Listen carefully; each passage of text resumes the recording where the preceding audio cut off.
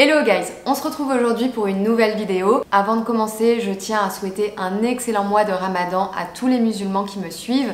J'espère que ce mois de jeûne vous apportera de la joie et de la sérénité à vous et à vos proches. Vous avez été très nombreux à me contacter sur Instagram pour me demander comment ça se passait le Ramadan à Dubaï et si c'était une bonne idée d'y venir en vacances à cette période. Honnêtement, si vous m'aviez posé la question il y a 2 ans, je vous aurais répondu que si vous ne jeûnez pas, venir en vacances à Dubaï pendant le Ramadan, c'est pas vraiment une période appropriée.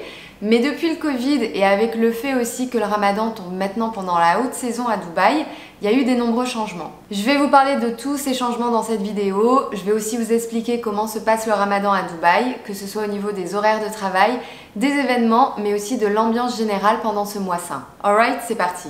Alors je pensais qu'en 2022, tout le monde avait compris ce que c'était le Ramadan, mais force est de constater qu'il y a toujours des gens qui nous demandent si on peut quand même boire ou si on peut quand même manger des chewing-gums. Donc avant de commencer, il me semble important de rappeler ce qu'est le Ramadan exactement. Le Ramadan est l'un des 5 piliers de l'islam et pendant ce mois, on ne peut ni boire, ni manger, ni fumer de l'aube jusqu'au coucher du soleil. Le Ramadan nous permet de ressentir la faim et la soif pour nous rappeler que des personnes plus démunies en souffrent quotidiennement. Au-delà de l'abstinence, c'est aussi un acte spirituel. On est encouragé à travailler sur nous-mêmes pendant ce mois saint et à devenir plus patient et plus bienveillant envers notre prochain. Donc faire le Ramadan, c'est pas juste ni boire ni manger, c'est aussi un mois spirituel et de charité où il est demandé à chacun de devenir en quelque sorte une meilleure version de soi-même. Les horaires de jeûne cette année à Dubaï seront de 13h40 au début du Ramadan et à la fin du Ramadan, elles auront augmenté à 14h20. Pendant le mois du Ramadan, les horaires de travail sont aménagés aux Émirats. Cette année, dans le secteur public, les employés travailleront de 9h à 14h30 du lundi au jeudi et le vendredi, ils travailleront de 9h à midi. Et oui, on travaille maintenant le vendredi à Dubaï. Donc pour rappel, depuis le 1er janvier 2022, les Émirats sont passés à une semaine de 4,5 jours. Les week-ends sont désormais les samedis et dimanches. Et ce changement, il a été fait pour améliorer la compétitivité économique des Émirats à l'international.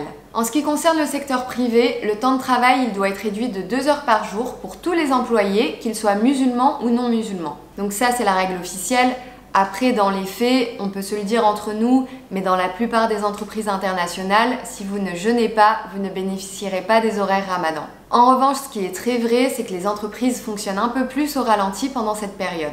Et du coup, je pense que j'ai pas besoin de vous expliquer pourquoi la productivité baisse quand on peut pas boire ni manger pendant toute une journée. La règle principale que tout le monde doit respecter est qu'on ne peut ni boire, ni manger, ni fumer dans les lieux publics pendant les heures de jeûne. Vous pouvez uniquement le faire dans des lieux désignés, comme les restaurants par exemple. Et depuis l'année dernière, donc ça c'est vraiment le gros changement qu'il y a eu, les restaurants n'ont plus l'obligation de couvrir leurs fenêtres et leurs vitrines pour cacher les clients qui mangent à l'intérieur. Donc si vous ne jeûnez pas et que vous venez en vacances à Dubaï, vous pourrez aller au restaurant sans problème la journée et même faire des activités parce que tout reste ouvert. La seule règle qu'il faut respecter, comme je vous le disais, c'est de ne pas boire, pas manger et pas fumer dans les lieux publics sous peine de recevoir une amende. Donc tous les restaurants, tous les hôtels, toutes les activités, tout restera ouvert cette année pendant la journée. Il y a uniquement la grande roue, donc Ain Dubaï, qui est actuellement fermée et qui le restera jusqu'à la fin du Ramadan en raison de travaux. Au niveau des horaires, il faut savoir aussi que les malls ferment plus tard pendant le Ramadan. Donc par exemple pour le Dubaï Mall, les magasins resteront ouverts jusqu'à 1h du matin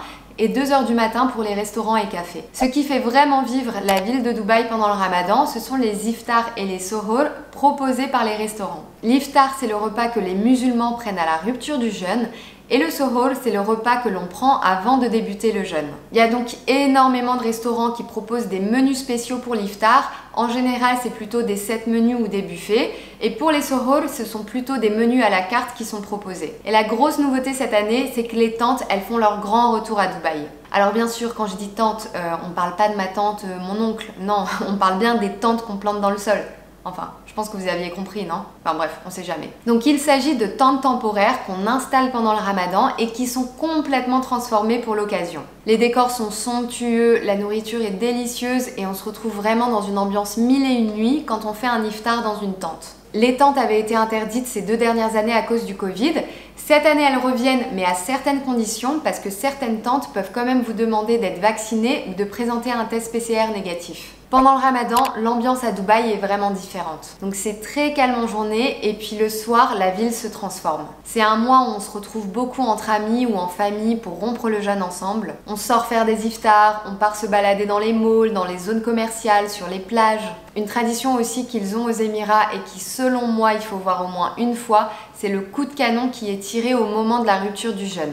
Ils le font dans 5 endroits différents à Dubaï. Je vais vous mettre les lieux juste ici et je vous conseille vraiment d'y aller parce que c'est assez impressionnant à voir et à entendre. Pendant le Ramadan, Dubaï se transforme complètement. Vous pouvez voir des décorations lumineuses dans toute la ville. Les vitrines des magasins, elles se transforment aussi. Vous pouvez voir des enseignes internationales vous souhaiter Ramadan Karim. Personnellement, le Ramadan à Dubaï, c'est vraiment un de mes mois préférés dans l'année parce que c'est un peu notre Noël à nous pour les musulmans. On a même quelque chose de génial ici qu'on ne peut trouver que dans certains pays du Golfe et qui déchaîne les passions chaque année.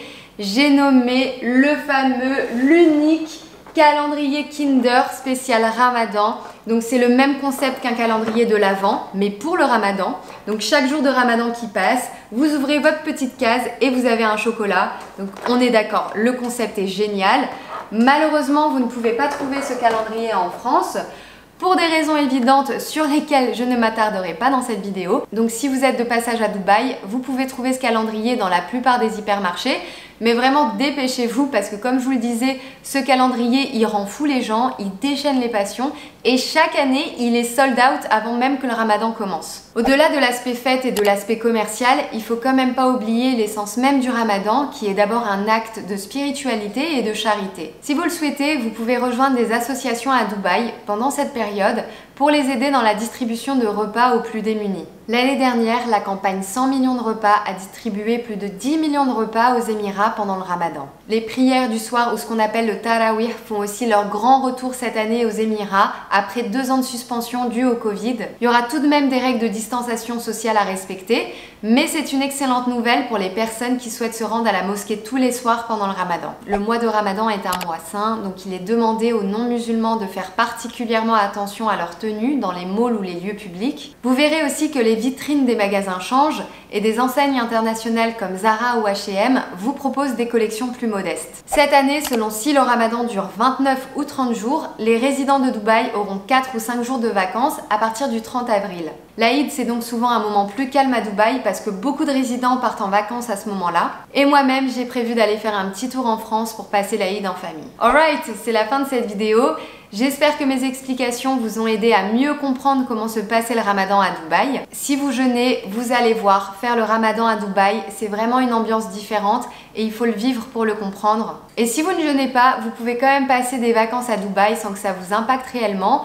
Mais je vous conseille quand même de tester au moins une fois un iftar pour comprendre l'esprit du Ramadan. Pendant ce mois sur ma chaîne et comme chaque année, il y aura bien entendu des vlogs sur le Ramadan parce que je sais que vous les aimez beaucoup.